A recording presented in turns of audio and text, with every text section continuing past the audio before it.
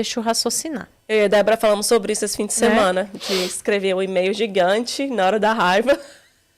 E aí agora a gente estava conversando, a gente descobriu que o ideal é escrever tudo e na hora de enviar, falar, peraí, amanhã eu mando, porque agora eu tô com tudo à flor da pele. Geralmente, no dia seguinte, eu nem quero mais mandar, ou se eu mando, eu só... né? Nem importa mais isso. Gente, sabe o que eu já fiz? E já ensinei até clientes a fazer a mesma coisa, né? Pacientes, clientes, como as pessoas gostam de ser chamadas. Às vezes o paciente parece meio que tá doente, né? Então, às vezes a gente usa mais o cliente para ficar mais... Às vezes porque o áudio, por exemplo, você vai falar, mas você não precisa enviar, né? Você pode segurar ele e depois excluir. O que eu já fiz e o que às vezes eu ensino as pessoas a fazer. Você fala tudo que você tá com vontade. Você... Aí depois você dá uma respirada, porque você já fez aquela coisa Desabafou. que você já desabafou, você já verbalizou. E aí você vai lá e exclui. Eu já fiz isso inúmeras vezes. Para não precisar descarregar toda aquela minha carga emocional. Porque depois que eu fui ouvir, porque dá para você ouvir também, né? Dá para você gravar, escutar e decidir se você envia. Ainda se você tem o WhatsApp, né? Que fez isso agora. Porque antigamente, na hora que você soltava, ele já enviava. Já enviava, já não tinha como... dava. Mas hoje em dia você tem essa possibilidade de ouvir de novo. E às vezes quando você vai ouvir de novo, você fala, caramba, eu falei tudo isso. Então, às vezes, no mesmo momento você consegue fazer, porque você precisava, era só jogar para fora. E às vezes não era nem na necessidade ali de enviar. Aí você pega, exclui, você já se sente bem, aí você até muda o que você vai escrever, que você vai falar, mas aquilo já dá um alívio. Botar para fora porque faz você colocou para fora. Por isso que eu falo, a gente precisa verbalizar. A necessidade de verbalizar. Às vezes não vai ser na fala, vai ser na escrita, como você falou. Mas se verbalizar também, de repente você faz o áudio, aí você não manda, você reescuta ele de novo, escuta ele novamente, e aí você fala, não, deixa eu excluir isso daqui, que é muita emoção gritando. Você me lembrou de quando, acho que a primeira vez que eu tive uma experiência com isso foi quando eu tinha 16 para 17 anos, eu desenvolvi síndrome do pânico. E eu fiquei 6 meses sem sair de casa, porque se eu saísse de casa, eu sentia todos aqueles sintomas de síndrome do pânico, né? Eu sentia os nervos, né? Tipo, a perna, por exemplo, meio que endurecia os braços. O peito, né? Parece que aperta, né? O peito apertava, o coração acelerava, a vista escurecia. E outra coisa que pra mim era o mais assustador de todos é que a vista embaçava.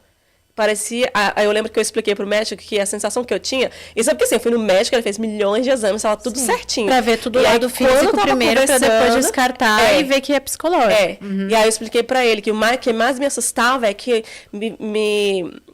a vista ficava embaçada e a sensação que eu tinha de que se eu estivesse aqui conversando com você, é como se eu estivesse presa dentro de um sonho, porque é um negócio meio embaçado, como que a vista que a gente tem quando a gente tá lembrando de um sonho, sabe? Sim. Era muito esquisito, assim, é uma coisa horrível, não desejo pra ninguém. Eu fiquei 6 meses, assim, porque se eu pisasse o pé dentro de casa, ativava esses sintomas no seu corpo.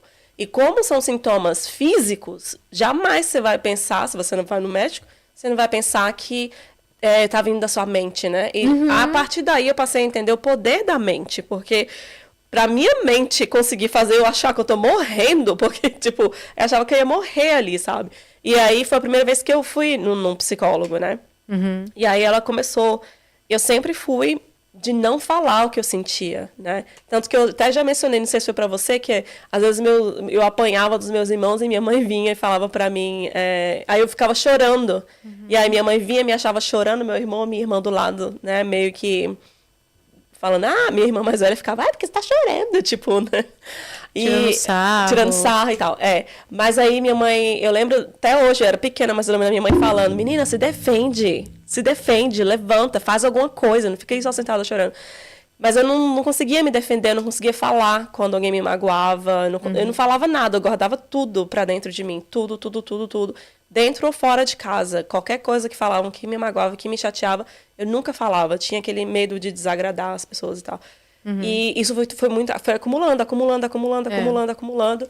E quando eu tive a síndrome do pânico, foi quando a psicóloga, né? A psicóloga ia perguntando algumas coisas da minha vida que, na hora que ela falava, descia uma lágrima, assim, aí eu assim. E é uma lágrima fácil, porque eu não estava tentando chorar lá. Era só eu pensar naquilo que ela perguntava, que obviamente vocês profissionais sabem fazer as perguntas corretas, né? Mas eu lembro que ela fazia umas perguntas que a lágrima descia sem eu me mexer. E aí ela falava, você tá chorando por quê? Eu falei, não sei, você fez essa pergunta, a lágrima desceu, sim. E aí, enfim, depois de algum tempo de terapia, ela me falou que uma das coisas que eu nunca esqueci foi que ela falou, você não fala o que você sente e tá tudo tão entulhado dentro de você que o teu cérebro foi, sabe, tipo um copo assim, que foi enchendo. Aí ele já tá por já tá aqui, transbordando, né? que agora ele tá transbordando. E esse transbordar é que o teu cérebro tá jogando essas reações pro teu corpo. Sim. Porque ele já tá cansado de você ficar entulhando tudo dentro dele. Ele tá meio gritando por socorro, falando tipo, bota pra fora, né? Lidar com seus sentimentos, bota pra fora. É, reação psicossomática, né? Exatamente. Exatamente, quando da pior Freud... Então, você aprendeu no e eu tinha 17 anos, ali, graças né? a Deus foi quando eu era bem nova, porque a partir daí eu passei a falar o que eu pensava, né? E hoje em dia, e até hoje eu falo, né? Se a pessoa me chateia, me magoa, geralmente eu falo mesmo que... Eu até falo para as pessoas às vezes, né? Mesmo que a pessoa às vezes não precisa nem pedir... Porque às vezes eu falo, fala para a pessoa, mas a pessoa não vai pedir desculpa. Falando, mas não é para a pessoa pedir desculpa, não é pra você é pra mim, expressar para aquela pessoa que ela te magoou. E pronto, porque você vai tirar isso de dentro de você. Que se você não tirar de dentro de você... Se a pessoa vai pedir desculpa ou não, aí é sobre a pessoa, né? Pessoa. Mas eu você precisa tirar de Uhum. dentro de você. Que se você não tira de dentro de você, vai acumulando aqui, né? Vai. E se a gente pensar no começo quando Freud cria a psicanálise, vem exatamente daquela análise, né, que eles começam a fazer com as mulheres, né, que sofriam lá Histeria? Histeria, isso, da neurose histérica, né? Neurose na parte histérica. E elas sofriam exatamente disso, de paralisações físicas do corpo, Sim. onde fazia uma bateria de exames e não se encontrava nada físico. Que loucura, né? E aí foi quando o Freud começou a falar, não, isso tá lá no inconsciente, né? E tinha a ver com a repressão, né, feminina, né, onde os pais repreendiam demais, castrava demais, e elas não falavam, elas não verbalizavam aquilo, né, porque não podia também, era muito oprimida, né, não podia, não tinha voz ali naquele E provavelmente já era um padrão período. que estava repetindo, porque aprendeu desde pequeno, né, Desde a não pequeno. falar, ou aprendeu que é errado falar, ou aprendeu que se falar vai levar. Voz, né? Mulher não tem voz, né? Mas eu falo assim, em geral, homens e mulheres, né? Às vezes não consegue se expressar porque ou aprendeu, foi ensinado que não deve expressar, ou a sociedade, talvez, né? Ensina isso. Ou talvez porque aprendeu que se falar vai levar uma paulada, ou vai. Sabe? É igual o menino que chora, né? O menino não pode chorar. Então, homens meninos, homens não podem ter emoções, não precisam... Gente, chorar não vai resolver problema, mas vai aliviar. Exatamente. Né? A questão do chorar não é sobre resolver problemas. Gente, eu tenho gente que chega no consultório até hoje, gente nova, não tô falando de pessoas assim, adultas, mais velhas, de pessoas assim novas, mais novas do que eu, falando desse negócio. Não consigo chorar. Eu tenho raiva de quando eu choro. Olha. Desse jeito. Assim, eu não consigo colocar pra fora, né? Mas se eu chorar não vai resolver o problema. Não vai mesmo, porque diz que eu tô falando que chorar vai resolver o problema. Eu tô falando que você precisa colocar pra fora tudo isso que tá te matando aqui dentro. E a gente sabe que pessoas com voz mais passiva, que nem no seu caso, que, né, provavelmente naquela época tu tinha uma comunicação mais passiva, ou seja, de não falar nada, aguentar o sapo, né, que a gente fala, né, ficar aguentando, Depois que né? me soltaram, já era.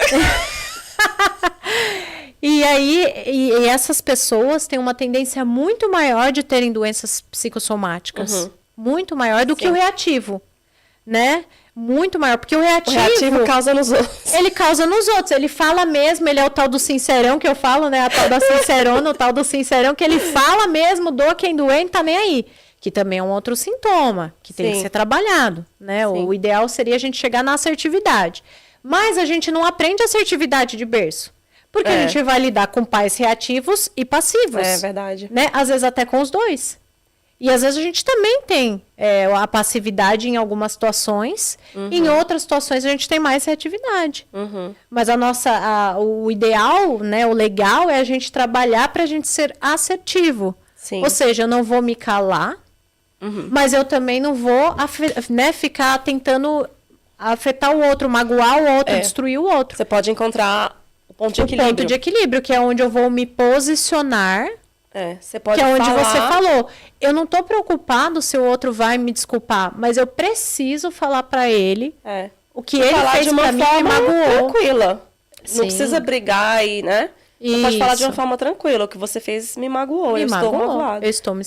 E não precisa falar, você precisa me pedir desculpa, né? É simplesmente porque eu acho que ajuda emocionalmente se você simplesmente conseguir expressar. Se a pessoa não pedir desculpa... Às vezes a pessoa também precisa do tempo dela para processar. E aí que ela vai perceber o que ela fez, né? Inclusive era isso que a gente tava falando também, né, Débora? Que ela tinha um relacionamento, né? Que se ele achasse que ela tinha que pedir desculpa, tinha que ser agora. Verdade. Porque se pedisse desculpa depois, já não valia. Até esquecido, tinha que pedir. E aí eu falava, mas gente, né? Se não pedisse desculpa na hora, pedisse desculpa no dia seguinte, já não valia mais pra ele.